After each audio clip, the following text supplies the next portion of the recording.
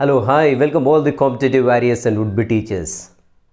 So మనకు ఆన్లైన్లో bioscience free classes content classes అవుతున్నాయి. సో ఇప్పటి వరకు 8th క్లాస్ అయిపోయింది, 9th క్లాస్లో కొన్ని లెసన్స్ కూడా కావడం జరిగింది. ఎవరైనా ఈ క్లాసెస్ మిస్ అయినట్లయితే డిస్క్రిప్షన్లో లింక్స్ ఇచ్చాను, తప్పకుండా చూడండి. సో ఆల్రెడీ 9thలో 4 or 5 క్లాస్ చెప్పాను, ఆస్పిరెంట్స్ అనడం జరిగింది. సో ఆ వేలో బాగాలేదని చెప్పారు.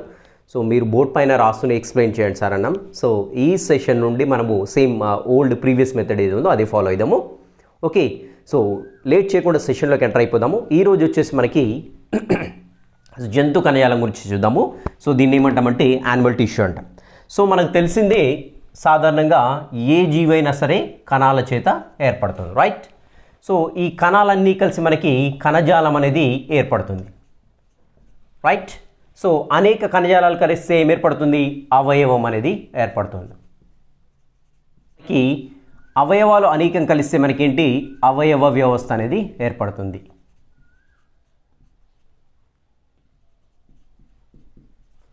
So organ system. నెక్స్ట్ ఫైనల్గా మనకి ఏంటంటే ఈ అనేక అవయవ వ్యవస్థలు కలిస్తే మనకి తెలిసిందే జీవి అనేది ఏర్పడుతూ ఉంటుంది.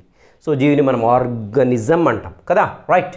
సో ఈ జంతు కణజాలాలు మరి ఎన్ని రకాలుగా ఉంటాయని చూసినట్లయితే మనకి, సో జంతు కణజాలంలో మనకి లెసన్ స్టార్ట్ అయ్యే కంటే ముందు ఒక 3 యాక్టివిటీస్ ఇవ్వడం జరిగింది. లైక్ చికెన్ సెంటర్ నుండి ఒక పీస్ తీసుకొచ్చి దానిలో ఉన్నటువంటి కణజాలాన్ని ఎలా అబ్జర్వ్ చేస్తామో ఇవ్వడం జరిగింది. సో ఏంటి అని చూసినట్లయితే దాంట్లో మనకి కోడి మాంసాన్ని సేకరించడం ఉంది. సో కోడి మాంసంలో మనము చర్మాన్ని అబ్జర్వ్ చేస్తాము మైక్రోస్కోప్లో, అండ్ ఇంకా వచ్చేసి మనకి కండరాన్ని అబ్జర్వ్ చేస్తాము. నెక్స్ట్ వచ్చేసి ఎముకని. సో ఈ 3 పార్ట్స్ని తీసుకొని వాటిలో ఉండేటువంటి కణజాలను ఏ విధంగా అబ్జర్వ్ చేయాలనేది ఒక యాక్టివిటీ ఇవ్వడం జరిగింది. సో ఇక్కడ చర్మం, కండరం చూసినట్లయితే ఇవి రెండు కూడా 2 గంటల పాటు సజల HClలో నానబెట్టాలి అబ్జర్వ్ చేయాలంటే. ఇంపార్టెంట్ గుర్తుపెట్టుకోండి, 2 గంటల పాటు సజల HClలో నానబెట్టాలి, ఓరల్స్ వెనిగర్లో నానబెట్టాలి. నానబెట్టి తర్వాత ఒక స్లైడ్ పైన ఆ చిన్న ముక్కను వేసేసి ప్రెస్ చేసినట్లయితే సో అది స్ప్రెడ్ అవుతూ ఉంటుంది. దాన్ని ఏంటంటే మనకి సంయుక్త సూక్ష్మదర్శిలో చూడటానికి ఆస్కారం ఉంటుంది. సో మనము చర్మం, కండరతో కంపేర్ చేస్తే ఎముక గట్టిగా ఉంటుంది, రైట్. సో 2 గంటలు నానబెడితే దీన్ని సరిపోదు. సో కాబట్టి దీన్ని ఏంటంటే ఒక రోజు మొత్తం కూడా సజల HClలో లేదంటే వెనిగర్లో నానబెట్టాలి. నానబెట్టిన తర్వాత ఆ ఎముకలోని కణజాలం అనేది మెత్తబడుతుంది. మెత్తగా అయిన తర్వాత దాన్ని సేమ్ ఇంతకుముందు ఏ విధంగా స్లైడ్ పైన పెట్టి ఇలా ప్రెస్ చేసామో ఆ విధంగానే పెట్టేసి ప్రెస్ చేసి దాన్ని అబ్జర్వ్ చేయొచ్చు మైక్రోస్కోప్ కింద, రైట్. సో ఇవి 3 యాక్టివిటీస్ అని ఇవ్వడం జరిగింది. సో కోడి మాంసంలోని చర్మం, కండరం, ఎముక. సో గుర్తుపెట్టుకోవాలి, ఇక్కడ టైం గుర్తుపెట్టుకోండి, నెక్స్ట్ యూజ్ చేసేటువంటి కెమికల్ గుర్తుపెట్టుకోండి. మరి మనకి ఈ కణజాలం ఎన్ని రకాలుగా ఉంటుందని చూసినట్లయితే జంతు కణజాలం సో మనకి ముఖ్యంగా 4 రకాలుగా ఉంటుంది. ఒకటి వచ్చేసి ఉపకళా కణజాలం.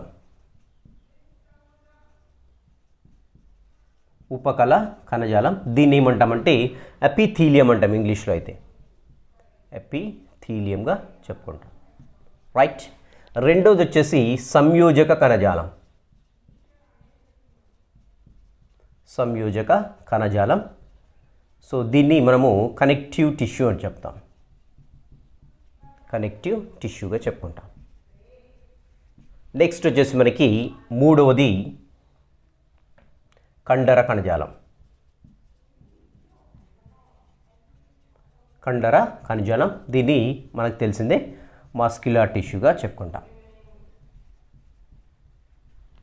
నెక్స్ట్ వచ్చేసి నాడీ కణజాలం, నాలుగవది. సో ఈ నాడీ కణజాలం సో మనందరికి తెలిసింది, దీన్ని ఏమంటాము? నర్వస్ టిష్యూగా చెప్పుకుంటాం,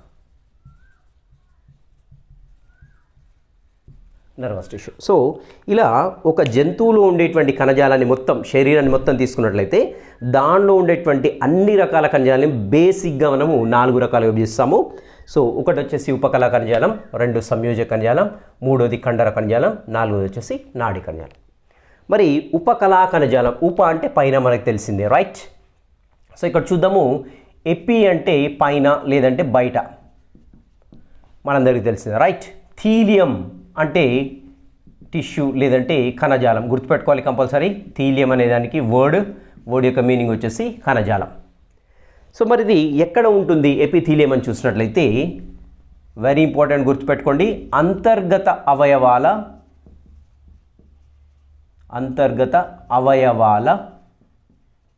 పైభాగంలో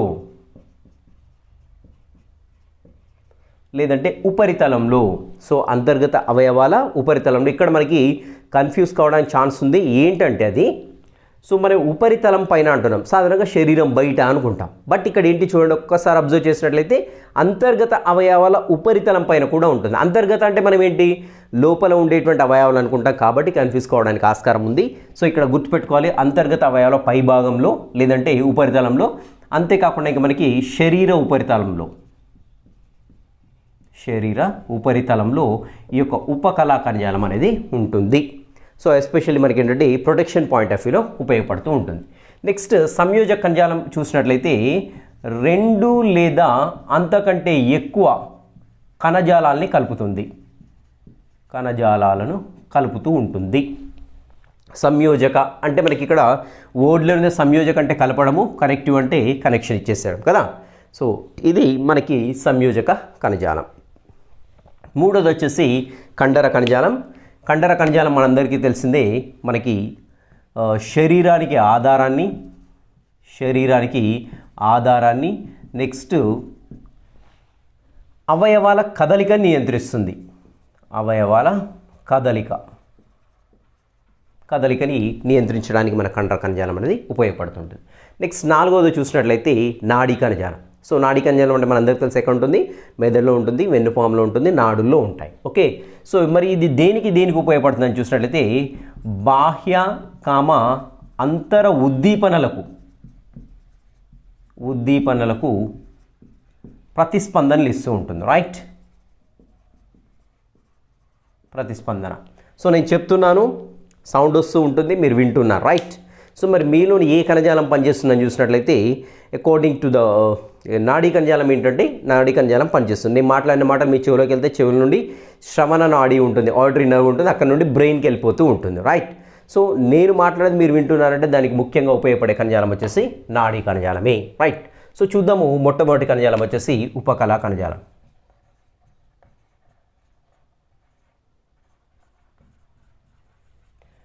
సో మరి ఇంతకుముందు చెప్పినట్టుగా ఉపకళా కణజాలం ఎక్కడ ఉంటుందని చూసినట్లయితే అంతర్గత అవయవాల ఉపరితలంలో ఉంటుంది. నెక్స్ట్ ఇంకా చూసినట్లయితే ఎక్కడ ఉంటుందని చూసినట్లయితే శరీరం ఉపరితలంలో ఉంటుంది. సో మనకి టెక్స్ట్ బుక్లో స్పెసిఫిక్గా కొన్ని ఇచ్చాడు ఎక్కడెక్కడ ఉంటుంది అనేసి, కాబట్టి అవి ఖచ్చితంగా గుర్తుపెట్టుకోవాల్సి ఉంటుంది. సో దీనిలో రకాలు చూద్దాము. ఉపకళా కణజాలంలో శల్కల ఉపకళ కణజాలం.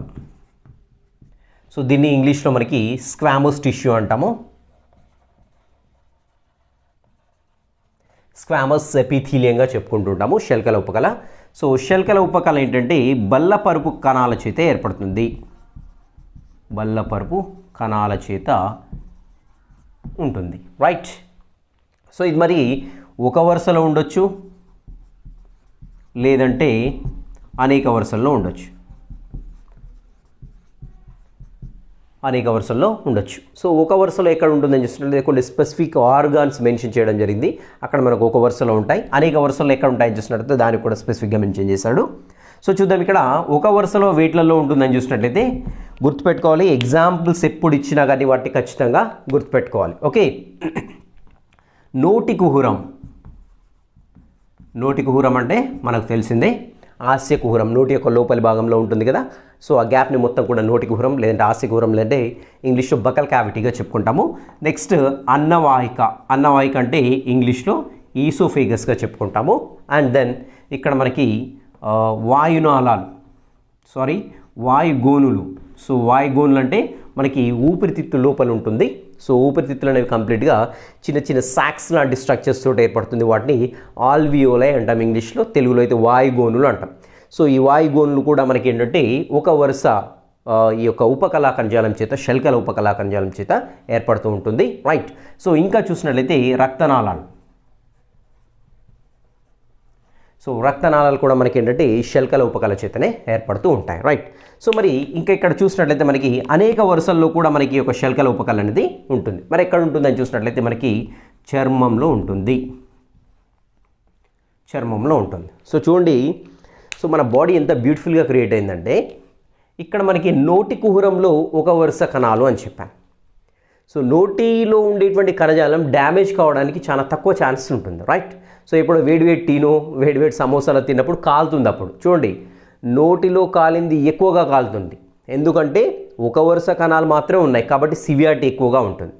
సో అదే చర్మం తీసుకున్నాం, అరిచెయ్యో అరికాలో తీసుకున్నాం అనుకోండి, వేడివేడి టీ మీద పడియండి, వేడివేడి సమోసా పట్టుకోండి, వేడివేడి ఇంకేమైనా పడియండి.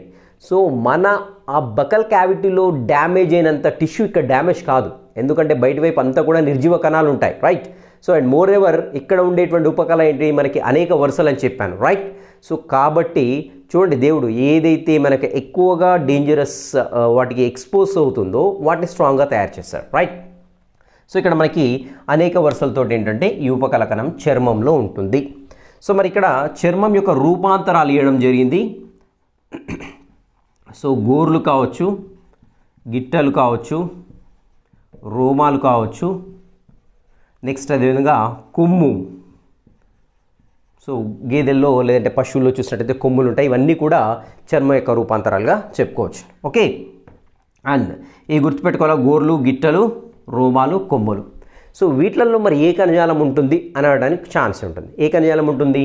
సింపుల్గా శల్కల ఉపకళ లేదంటే స్క్వామస్ ఎపిథీలియల్ టిష్యూ ఉంటుంది. గుర్తుపెట్టుకోండి, గోర్లు, గిట్టలు, రోమాలు, కొమ్ములు. సో అంతేకాకుండా ఇంకా మనకి సరీసృపాల్లో రెప్టైల్స్లో చూసినట్లయితే పొలుసులు, రెప్టైల్స్లో స్కేల్స్ ఇన్ రెప్టైల్స్. సరీసృపాల్లో పొలుసులు కూడా మనకి ఏంటంటే వీడి చేత ఏర్పడతాయి. అండ్ నెక్స్ట్ పక్షుల్లో ఈకలు కూడా మనకి ఏంటంటే ఈ శల్కల ఉపకళ చేతనే ఏర్పడుతుంది. ఇవన్నీ కూడా కంపల్సరీ గుర్తుపెట్టుకోవాలి. పొలుసులగా ఇక్కడ మనకు కన్ఫ్యూజ్ కావడానికి ఛాన్స్ ఉంది. చేపల్లో కూడా పొలుసులు ఉంటాయి. కేవలం ఇక్కడ ఇచ్చింది మనకి ఏంటంటే సరీసృపాల్లో పొలుసులు మాత్రం మనకి శల్కల ఉపకళ చేత ఏర్పడతాయని ఇవ్వడం జరిగింది. సో తప్పకుండా ఇది గుర్తుపెట్టుకోవాల్సినటువంటి అంశం. నెక్స్ట్ చూసినట్లయితే ఇక్కడ స్క్వామస్ అనేది కదా, స్క్వామా అనేటువంటి వర్డ్ నుండి డిరైవ్ కావడం జరిగింది. స్క్వామా అంటే స్కేల్ అంటే పొలుసులు ఇంతకుముందు చెప్పుకున్నాం కదా. సో ఈ యొక్క కణజాలం అనేది పొలుసుల మాదిరిగా ఉంటుంది కాబట్టి ఇది స్క్వామస్ ఎపిథీలియల్ టిష్యూగా చెప్పుకుంటాం, రైట్. నెక్స్ట్ వచ్చేసి టిష్యూ ఘనాకార ఉపకళా కణజాలం.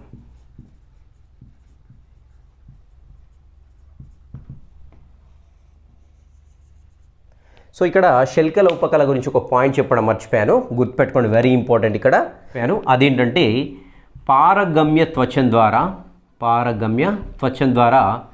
పదార్థాలు రవాణా జరిగేటువంటి అవయవాల్లో ఖచ్చితంగా ఈ శల్కల ఉపకళ అనేది ఉంటుంది. ఇంపార్టెంట్ పాయింట్, గుర్తుపెట్టుకోండి.